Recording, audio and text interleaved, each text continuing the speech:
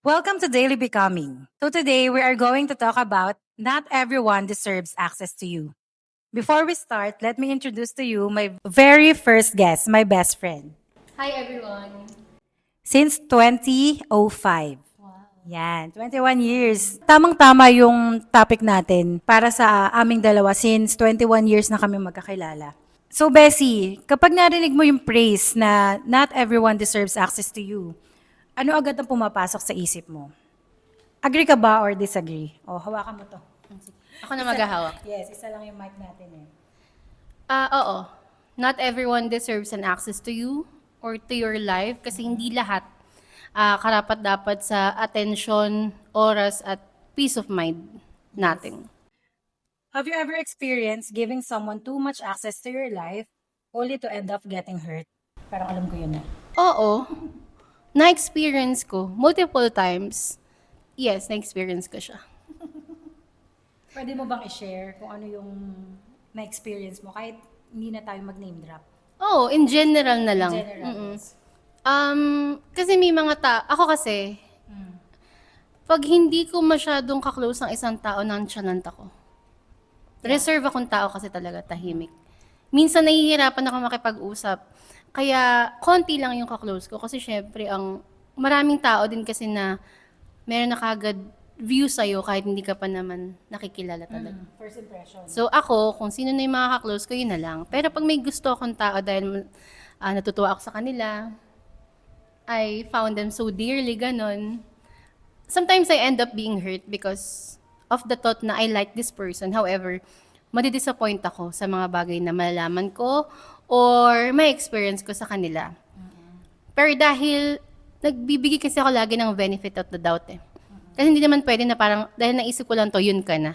And sometimes the problem with me is when I give the person the benefit of the doubt, it take years. Because I will always end up defending you sa sarili ko din. So parang kalaban ko yung sarili ko. Kasi parang binigyan ka ng wisdom ni Lord na maunawaan o makita na sinasaktan ka na ng tao pero dahil mahal mo siya, nagko-contrast siya sa isip mo na baka hindi naman siya ganun, baka mamaya mahal naman niya talaga ako. Parang yun, pinaglalabanan mo siya sa sarili mo eh. Kasi actually sa akin, madaming ganyan yung na pangyayari na akala ko kaibigan siya, akala ko nga blood is thicker than water eh. Pero nowadays, hindi na pala siya nagmamatter yung kasabihan na yun na blood is thicker than water. So yun. And it's painful. Pinakamasakit yun na akala mo kamag-anak mo siya, akala mo kaibigan mo siya, pero sa huli, kaya ka lang pala niya kino-close kasi gusto niya pumasok sa buhay mo para makuha niya yung loob mo, para alam niya kung paano kanya kakalabanin, para masaktan ka. Ay, ang deep nun. Oo, gumpisa pa lang tayo. Oo nga. Parang naiyak na. Parang naiiyak na siya. Oh, Bessie. Next question. Okay. Ano yung sign na na-realize mo ang kailangan mo nang mag-set ng boundaries? Kapag ako na yung na-paint as a villain, yung ako na yung nagmumukhang, teka lang, parang, wait lang, I am giving you the benefit of the doubt. Well, hindi naman nila hiningi yun. Kung saan mo siya binigyan? Oo, values natin yun. Pero para tayo pa yung magmukhang masama sa huli, that's the biggest betrayal, I think. Or, minsan nga kahit gano'n nagbibigay pa rin tayo ng benefit of the doubt. Kasi, kasi di ba minsan, kapag nagkakamali tayo sa isang tao, minsan di naman natin sinasadya eh. Pero kailangan pa rin natin mag-sorry kasi may nasaktan tayo. Kasi minsan parang iniisip natin, inosente sila dun eh, sa pagkakamali na yun. Kaya tayo nagkakaroon ng benefit of the doubt. Dahil ang nasa isip natin, kasi nga, mabait, wala tayong wala tayong masamang tinapay. So, ang nangyayari, ang iniisip natin, hindi nila alam yon, hindi nila alam na mali nila yon. So, para sa atin, hindi nila yan alam eh. Or kaya Hindi naman, nila sinasadya, ganun. or sa kanila, iba'y tama, sa atin parang light lang. So akala natin, yun yung point na parang hindi mo kasi alam kung may nasasaktan ka ba. Oo. Pero yun nga kasi, ang Pilipino, sanay tayo na hindi sabihin na nakakasakit yes. na yung tao, kunyari, for example ako, hindi ko masabi sa kanya na, uy, nasaktan mo ko nung nakaraang araw, ganito yung ginawa mo sa akin. Kasi, ang ending, mag-aaway kayo. Kakasamaan na kayo ng Oo, loob. pero luckily, nasasabi ko sa iyo yung mga Oo, kinaiinis kaming ko dalawa. sa'yo. Kami ay parang masyado na kaming open sa isa't isa. Oh, Siguro no? dahil sa tagal na din natin magkaibigan. Oo. Yun yung maganda yung nasasabi natin sa isa't isa yung mga mali natin na hindi tayo natatakot na baka mamaya hindi na tayo Oo, magkaibigan. oo. Yun Saka hindi yung tayo takot maganda. mag-sorry sa isa't isa. Oo. At pagalitan ng isa't isa. Yes. Yun yung paborito ko yun. Mm-mm. Pagalitan. Actually, tama yung sinabi mong minsan kasi nahiya tayong sabihin na may nagawa ba tayo mali. I can compare that sa Filipino values sa foreign. Kasi on my previous work, Yes. ala akong kasamahan na Pilipino. Tapos, sobrang honest nila lagi. I mean, hindi naman magkakaibigan lahat, pero yung ano nila kasi, relationship nila, hindi mo naman kasi kailangan i-sugarcoat eh. Hindi mo kailangan i-please. Lagi. Oo. Kailangan mo mag-set ng boundaries din na para din yung expectation sa ng tao, hindi maliligwak sa parang, ay, may kailangan ako dito. Kung ano yun, relationship na as workmate, yun na yun. So, wala talagang maa-access. Oo, wala. If workmate lang sila, workmate lang sila. Pero yun nga, nakatira tayo sa Pilipinas. Ibang values na natutunan natin. Yes. Na tama ka na, sabihin ko ba dito na na-offend ako? Ay, wag na kasi baka iba na isipin niya. Oo, kasi ang tendency nun, mag-aaway na sa susunod. Parang magkakasamaan. Maiinis siya kasi nagsabi ka sa kanya ng bagay na ayaw niya pakinggan. Minsan kasi wala tayong accountability. Oo, yun. Yun talaga yung yun yung nakakasakit kasi hindi mo tanggap na May nagawa ko ba to? ka, oo. So kung And- nagawa ko man to, deserve niya yun eh. Parang ganun yung magiging isip eh. Which is wrong. So yun nga, speaking of boundaries, dati kasi, pinefriend ko yung mga nakakasama ko sa business, like yung accountant namin, pinefriend ko siya kasi feeling ko, pag finrend mo siya, pag tinuring mo siyang family, magiging family din yung turing niya sa'yo. Ending na, anong nangyari, nasaktan niya ako, hindi lang ako, buong pamilya ko pa, na kasali dun sa business. Kasi, ayun, niloko nila kami. So, And wala silang accountability Wala. sa ginawa nila. Ayun lang. ang ending, nagpalit ako ng accountant. So, dahil may nangyari na sa akin ganun, natuto na ako. Dahil pinapasok mo siya sa buhay mo. Higit Ngayon, pa sa dapat yes, niyang gawin. ang relationship ngayon namin ng accountant namin is mas strong and may respect to each other. So, ang tawagan pa nga namin, ma'am, sir, kasi mas okay pala yun. Mas na okay yun. Yung relationship nyo is kung ano lang talaga, yung kung paano siya pumasok sa buhay mo. Hindi yung if-friend mo pa siya, gagawin mo pa siyang family Actually, member. I found it weird kapag ang isang tao ay masyadong friendly. Kasi sabi nga ni Bea Alonso, ayoko ng masyadong mabait na kaibigan. Parang too good to be true. Parang, Too good totoo to be pa ba true sinasabi mo? Totoo pa ba yung pagiging friendly mo? At saka, ayun nga, parang hindi mo naman kasi kailangang i-sugarcoat lahat para lang makasundo mo ang isang tao. So yun, ang haba ng natin. Kaya nga, relate? Masyadong relate. Ang next question is, bakit kaya tayo nahihirapan magsabi ng no sa ibang tao? Siguro kasi na-experience natin. Hindi naman sa pagiging plastic. Talagang may pain yung no. Yes. 'Di ba? Kasi no is a sentence already. Kumbaga, ang no ay isang buong pangungusap na hindi na kailangan pa ng explanation. Sa akin naman, half nakaka-relate, half hindi. Kasi madalas, nakakapagsabi naman ako ng no sa mga tao. Yeah, I know you. So, hindi ko kasi kaya sa sarili ko na, kunyari, sinabi ko sa kanya, yes. Sige, okay lang. Pag uwi ko ng bahay, iniisip ko yun. Magkaiba Nasasaktan ako sa sarili ko na bakit ako nag-yes. Alam ko naman ako yung masasaktan at the end of the day. Okay. So, dahil doon, parang natutunan ko na, mag-no na agad ako. Kasi, isipin ko siya ng iisipin eh. Lalo kung hindi ko naman talaga, hindi naman tanggap nung sarili ko, nung puso ko na mag-yes. Ayun, nakakapag-no naman ako. Ako naman, nakakapag-no lang ako. Hard no na yun. Dahil wala naman na talagang pwedeng i-yes. Pagets mo yun? Yung parang, there's no way to Ano yung last to straw mo adjust. na? Oo. Pero ako kasi madalang ako mag-no. Hindi naman dahil sa plastic ako. Pero dahil, sometimes parang mas okay mag-yes. Kasi kung kasi ang pagsasabi mo ng yes, ginugusto mo din naman, parang willing ka naman talaga, walang masamang tinapay sa isang tao na yun. At masaya ka din na nakaka-yes ka. Why not? Yes, yes. Oo. Sa bagay, may mga times naman na nag-yes ako, kahit ayoko na, pero nag-yes ako. Pero after naman nun, masaya naman ako umuwi kasi, buti na lang pala nag-yes ako. Kasi okay naman pala. Okay naman pala kami. Yung may mga ganun, di ba? Gets mo? Pero ito ngayon tungkol dun sa topic mo na not everyone deserves an Deserves access to your you. access. Kasi dun din pumapasok yung yes ka ng yes. Pero at the end, no pala sila sa'yo. Masakit yun. Oo.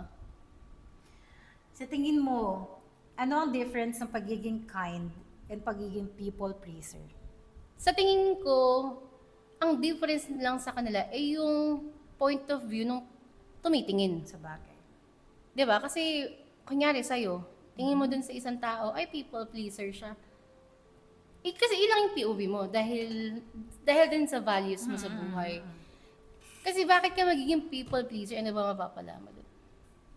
Hindi ba pwedeng nag-yes ka lang kasi yun ka na, nature mo na yun. Pero, minsan, siguro dahil din naiisip na tao, people pleaser to kasi lahat na lang inoohan, lahat na lang parang gustong friends. Lahat na lang kailangan makavibe niya.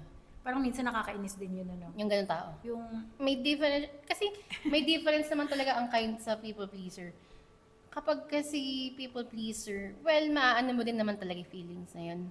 pag kind kasi, para sa akin ha, yung pagiging kind is, syempre, mabait, mabuti. So, di ba, mabait ka nga, mabuti ka nga. So, may lakas ka ng loob na mag-say ng no sa ibang tao. So, parang malaki talaga yung difference niya sa people pleaser. Kasi people pleaser is always saying yes. Well, yes, technically, but Pero being kind is nasa POV pa rin siya ng iba. iba. Pwede din. Kayo na bahala. Kasi hindi mo naman siya kilala. Hindi mo naman alam yung nararamdaman niya. Mm-hmm. Yun lang yung napapansin mo. Kasi nagja-judge ka. Parang ganun. May mga tao kasi na, for example, they're kind. Not because they're really kind, but they're trying to be kind. Para din naman sa sarili nila. Oh. You're trying Hindi to naman be para kind. sa'yo. Oo. Pero ang tingin na kagad ng kapwa mo, ay, nako, people pleaser ka lang eh. Hindi. I don't think so. They're trying to be kind kasi siguro dun Alam sa mga nilang pinagdaanan nila. Diba? Yun, oo. So, eto na. May guilt ka ba kapag nagsaset tayo ng boundaries? Nung una, oo. Pero kapag kasi na-hurt ka na, kapag wala ka natutunan dun sa naramdaman mo, Pag naulit ng naulit. parang sa susunod, parang, ay, kasalanan mo na yun sa sarili mo. Sa bagay. At ang natutunan ko pa ay, hindi ka naman selfish kapag nag-no ka. Hindi naman selfish na mag-set ka ng boundaries sa sarili mo. Oo, hindi naman. At saka, kasi di ba minsan may term na, kunyari dun sa topic mo, not everyone deserves an access to you. Hindi naman siya nangangahulugan na, Nagsusungit ka? or sumusuko ka na sa tao na yon. Oo, hindi. Hindi naman. Hindi din naman pagsuko ang pag-let go. Oo, hindi. Hindi siya. Parang ano pa siya, healthy pa siya Oo. sa'yo, tsaka dun sa tao. Healthy siya eh. Kesa magkasakitan kayo lagi. So, paano mo pinoprotektahan yung peace mo ngayon? That's to setting boundaries. Ano pa? And yung peace kasi, kapag alam mo kung sino yung taong, hindi naman tao pala. When you know your people, you know your people. You don't have to go with someone and make friends. Hindi naman nangangahulugan kasi na ang peace ay dapat marami kang kaibigan. Oo, hindi naman. Marami kang ginagawa sa buhay. Ang peace para sa akin kasi, na kahit nag-iisa ako, katulad ngayon, LDR kami ng husband ko kasi nag-work siya abroad. Kahit makita mo ako mag-isa sa bahay, may peace ako. Yung iba kasi ang iniisip kagad, malungkot. Hindi naman. Hindi lalo pa tayo. Ako kasi, introvert ako eh. Extrovert naman ako. Ako, masaya ako kapag nasa bahay ako, nanonood lang ako, nanonood ng vlogs. Doon naman ako malungkot kasi Ako ganun. Gusto ko So, talaga iba-iba talaga lumalabas. tayo. Oo. Oh, ikaw? Gusto ko talaga lumalabas Hello. para akong, Storya Cafe. yes, para akong Baka na-stress. naman. I Like, see. parang ako na-stress pag nasa loob ako ng bahay. Pero nakakatuwa kasi yung husband ko, hinahayaan niya ako magkaroon ng me time. So dahil doon, parang mas nagigain ko tuloy yung, nawawala yung anxiety ko, nawawala yung stress ko, na bumabalik yung ano ko, yung peace sa sarili ko, tapos bumabalik yung eagerness ko lalo Being na. sane. Magkakaiba talaga tayo, kaya hindi dapat tayo nag-judge ng kapwa natin. Yes. Next question. Question. Ito. How can we love everyone without allowing everyone to influence us? Ayun nga, dapat firm ka sa sarili mo at sa values mo na pwede mo naman maging kaibigan yung mga taong hindi mo katulad. Pero dapat kailan mo yung sarili mo na mapapansin mo na hindi ka dapat magpapa-impluwensya sa mga bagay na alam mong mapapasama ka or Yes. hindi magiging maganda yung outcome. Kasi pwede man kayo maging magkaibigan kung magkaiba kayo. Oo Pero naman. dapat may respeto kayo sa isa't isa. Siguro parang mas nangingibabaw dapat yung respect, Respeto kaysa talaga. sa love, no? Parang ganito lang. For example, magkaiba kayo religion. Oo, Or your yun, best yun. of friends. Best example yan. Respeto yun. Kasi pwede naman kayo mag-bonding nang hindi nyo pinag-uusapan yung religion. Tama. Kumbaga, alam mo yung core niya, alam mo yung core mo. Pero hindi yun magko-contradict sa friendship nyo. Oo, tama.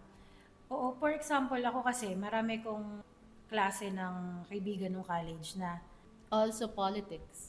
ako, mahilig ako sa sa politics. Pero- May mga friend akong hindi mahilig. Oo. Pero, pag magkakasama kami, hindi namin Hindi pinag-uusapan yun, yung politics. yung Kasi differences. alam kong hindi nila yung hilig eh.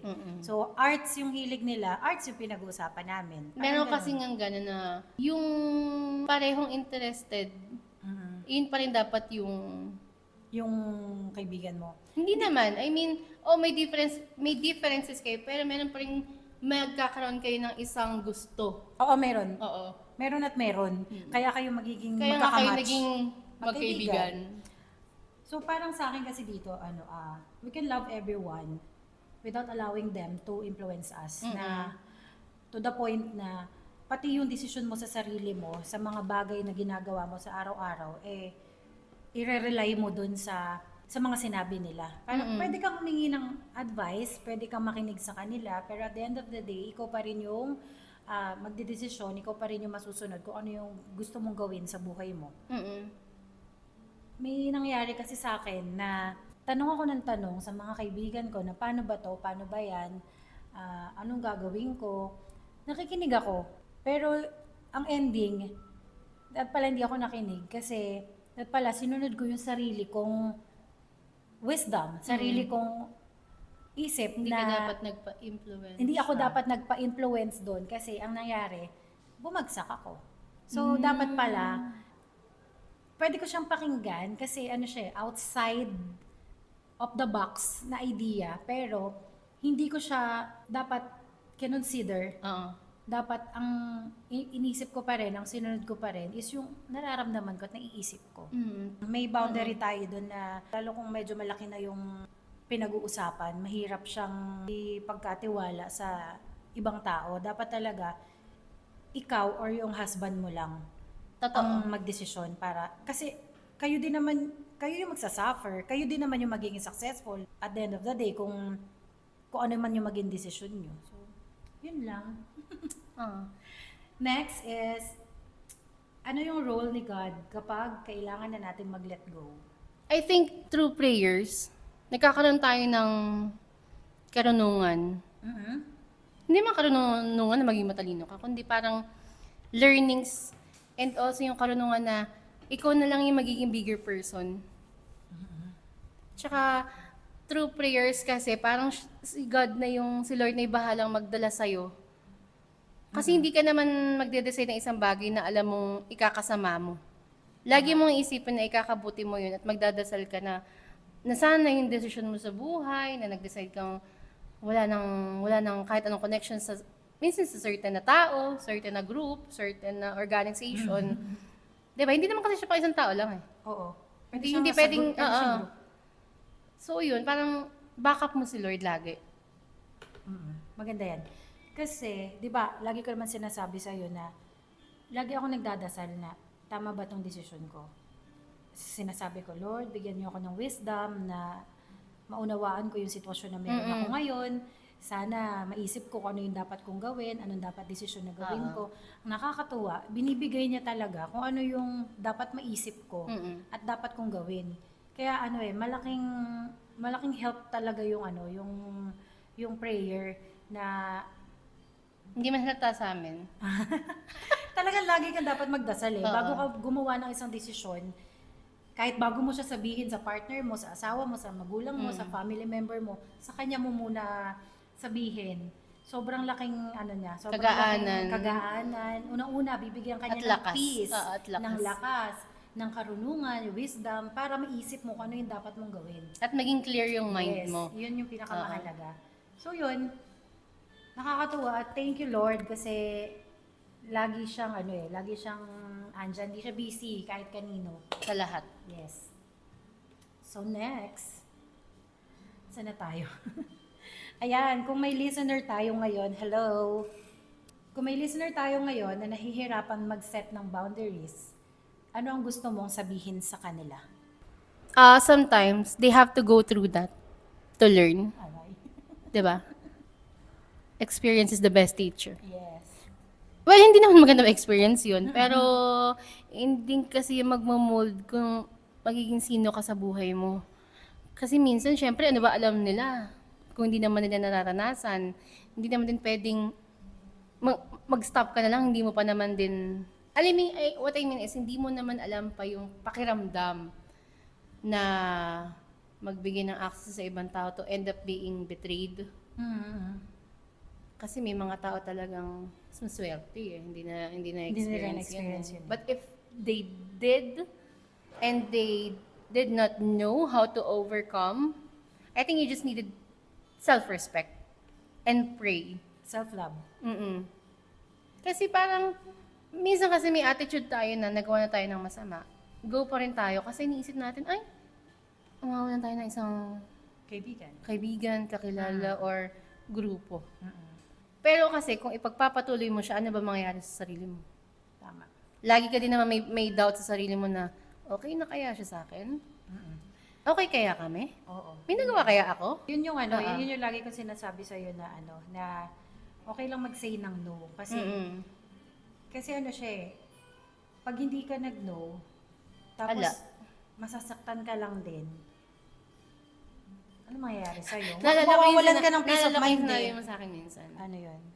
Hindi mo talaga mapiplease ang isang tao. Kunyari, Oo, kapag hindi. ayaw sa'yo, ayaw sa'yo. Ayaw sa'yo. End of story. Oo. Pero tayo naman, dahil nga maganda yung, tawag dun? Walang masamang tinapa. Hindi. Tama. Dahil nga minsan wala tayong masamang tinapi sa kapwa natin. Akala all goods tayo, tas hindi pala. May isang tao na, kunyari ikaw bilang best friend ko, you don't want me to get hurt. That's why, sinasabi mo yung totoo. Hindi ka nag-sugarcoat na, sige, pagbigyan mo, baka naman may problema lang. Nakakatuwa naman kasi lahat ng sinabihan ko ng masakit, kaibigan ko pa rin hanggang ngayon. Totoo lang. Shout out kay Prem. Hi, Hey. Prem. Hi, Mellow. Yes, yung mga kakilala ko ng kaibigan mo. Oo nga. Hindi totoo. kasi, nasaktan sila. Sinabi nila sa akin na, Yung mga tao grabe na naman ako, ba't naman ganun yung sinabi ko. Pero, nung huli, na-realize nila na tama ako. So, hanggang ngayon, magkakaibigan kami. Kasi Saka kung ang wala ganda na naman, ng relationship kung wala namin. naman kasi yung pagmamahal ng isang kaibigan, hindi siguro Hahayaan nagsasabi ka. na totoo. Tsaka hayaan ka niya na nandyan ka lang. Hayaan ka niya na kahit nakikita ka na niya na nalulugmok ka na, nahihirapan ka na, dahil ayaw niya sa kanyang manggaling yung pangit na salita, pangit na desisyon, or pangit na yung hindi mo gustong marinig. Hindi niya sasabihin yun kasi ayaw niyang masisi siya. Hindi totoong kaibigan yun. Totoo. Yun yung dapat makita din ng mga tao na tsaka mawala dun sa culture ng Pilipino na nahihiya tayong magsabi ng no. Kasi pag nahihiya tayong magsabi ng no, pinibigyan na lang natin sila ng access, buong access sa buhay natin. Yun yung yun siguro yung dapat natin tanggalin. Na hindi naman siya masama na tanggalin. Kasi pag na-practice mo siya, yung peace of mind, kusa yang papasok sa sarili natin. At pag may peace of mind tayo, magiging maganda buhay natin.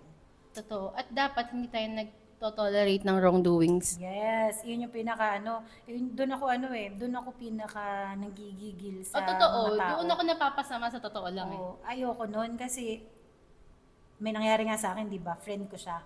Pero dahil nakita ko na may ginawa siyang hindi maganda doon sa isa naming friend, hindi ko na siya friend kahit hindi siya sa akin, kahit hindi siya sa akin ginawa dahil Oo. alam kong mali yung ginawa niya. In-unfriend ko na din siya, hindi lang sa Facebook, sa buhay ko. Tinanggal ko siya. Mm. So, Tsaka yung mga, for example, Okay ako ngayon. may mga kaibigan tayong sasabihin sa atin. Kaya may nalaman tayo, ikakasakit ng kapwa natin. Dapat hindi natin sabihin daw.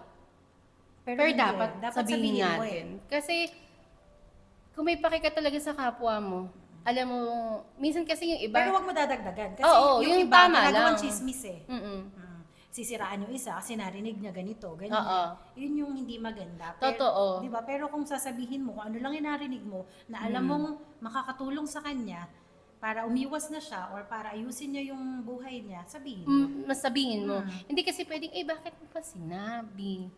Eh, mali yun. Oo, mali yun. Tsaka yung tipo na minsan kasi may mga kaibigan tayong alam naman nila Minsan nga sila Oo pinagsasabi sa atin na, alam mo ba, nalaman ko, ganito yung ginawa sa akin ni ano. Tayo yung gigil kasi sila, ayoko na magsalita kasi, yung gano'n, yung parang, so, dahil doon, parang minsan, dahil hindi naman natin gusto, tayo yung parang step up para sa kanila. Ganun nga. Tapos end up being ikaw na yung masama just because hindi Kasi ka nag-step up nag-tolerate. ka. Oo. Tsaka nag-step up ka. Yun yung weakness ko din talaga. Kailangan ko magpigil kapag may napapasamang mahal ko sa buhay. At dahil nga sa sinabi mo, ang dudugtong ko dyan is, kapag yung family member natin, kaibigan natin, nasaktan or minasama yung sinabi mo or yung pag hindi mo, pagsasabi mo ng no, ibig sabihin nun, hindi ka mahal nun. Ibig sabihin nun, hindi mo siya totoong kaibigan. So, parang blessing in disguise siya na dahil honest ka sa kanya at hindi niya nagustuhan, let go mo na siya. Kasi Oo. hindi siya healthy na makasama mo sa buhay mo. And if in case naman, may mga tao na parang na-feel na nila na parang may sama ka na loob or problem with them and then they step up to be the hindi naman bigger person, pero sila yung nagtanong may problema ba? Baka may nagawa akong masama. Siguro mas okay na sa bagay, baka kasi yung ibang tao hindi nilang sasabihin na may nagawa silang, oo, may nagawa ka sa akin mali. Kasi ayaw na nila. Yung tipong parang, hindi ko na kailangan ng paliwanag mo na naniniwala ako sa sinabi sa akin ng ibang tao. Doon ako magpo-focus. Dahil hindi yung POV nila sa'yo na ganyan ka nga kasi. Parang ganun. Oo. Tsaka yung mga nagre-recruit. HR yarn. Pasend ng resume. Baka baka Kasi HR? kaya yun ang dapat na not everyone deserves an access to you. Kasi baka hindi mo alam na-recruit na yung kumakaibigan sa'yo Oo. Ang ending, ikaw yung villain. Ikaw Oo. yung, Na parang kahit never mo Masama. naman sila na-meet, never mo sila nakakwentuhan. Ang nagtitrigger na lang kasi sa akin kapag, for example, they are always saying na okay na sila, move on na sila, but then again, may makakarating sa'yo na ganito, ganyan. Parang sa isip ko, I am trying my best to move on. So, sana ganun ka na lang din. Yes. Bago ko i-end yung video, bago natin i-end is, mag-iwan tayo ng isang sentence or saying na maaalala ng mga listeners natin. Sa akin siguro, talaga, self-respect and self-love. Keep your heart guarded. Parang masabi mo na lahat. The icon choice. Tama yon. Yun din yung sasabihin ko eh. So, lagi natin tatandaan na ikaw lang yung makakakontrol sa buhay mo. Hindi mo kayang kontrolin yung sasabihin, gagawin ng ibang tao.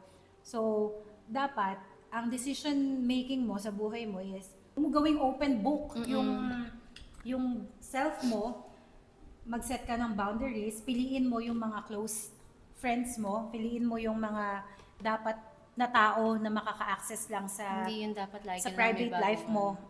Ngayon kasi dahil uso yung social media, feeling natin pag nakita tayo sa social media na masaya, marami tayong friends is okay na Pero mas nakakasakit nga siya ng ulo eh. Walang peace of mind yun eh. So, Mas okay nang isipin na malungkot ka. oo, parang Pero sa totoong buhay. sa totoong buhay masaya ka. Ay, oo. Parang para sa akin, lalo sa mga teenager, mas i-focus natin yung sarili natin sa mga totoong tao, totoong buhay na may concern sa atin, mahal tayo at hindi tayo ginagawa ng masama.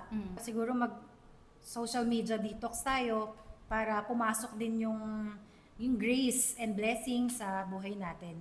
So yun lang. Oh, and Thank you for I have listening. one more. You have Bago ka one more? mag-wave. Hindi naman, since the topic is not everyone deserves an access to us, To us. this is the last piece of advice. Maging masaya ka sa buhay mo at wag mong hanapin yung kulang sa'yo Tama. para maging kontento ka. Kasi minsan kasi hinahanap mo kung ano yung wala sa'yo, andun sa isang tao. I-access mo. Parang may idadagdag tuloy ako dahil O, diba? sinabi mo. Kasi parang ganun eh. Kaya lang naman may nagagawa tayong mali sa kapwa natin na kasi parang iniisip mo, ay sana meron din akong ganun. Don't compare Oo. yourself to others. Oo. Yung Sabi parang nga- di ba, may grass is green, but I am contented and I'm happy with it. I hope you're happy with happy. yours too. Parang sabi kasi ni Father, di ko maalala kung si Father Joel o si Father Fidel, sabi niya, sa buhay natin, sa dalawang tao lang tayo dapat i-compare natin yung sarili natin sa younger version of ourselves and dun sa older version of ourselves. Oo, ano Dun yung lang natin past and i-compare. present din. Mhm. Para sarili maging okay natin. yung future. Oo. Kasi, yun yung next topic ko yung timeline. So, Ka magmadali. yes. Huwag ka magmadali. Kasi, kanya-kanya tayong timeline, girl. So, Hindi maging naman din- masaya ka. Oh, well, may kasabihan na maiksi ang buhay. Pero dapat ka lang Masiiksi ang buhay kung Oo. iisipin mo lagi na, ay, si ganito, si ganyan, meron na, ako wala pa. Doon umiiksi ang buhay. Totoo. Yes. Maging kontento ka, yun na yun. So, panoorin niyo ulit kami sa next topic. Ang topic natin next is, ano nga ba? At magigess ka pa. Mag-guess. Marami akong magiging-guess. Ikaw ulit. Ano ba, si Tony? Si Tony Talks. Ikaw na si Sachi Talks. Si Chachi Talks. Ayun. Bye! Thanks everyone. Bye. Thank you for watching. Ciao! Kakain na kami.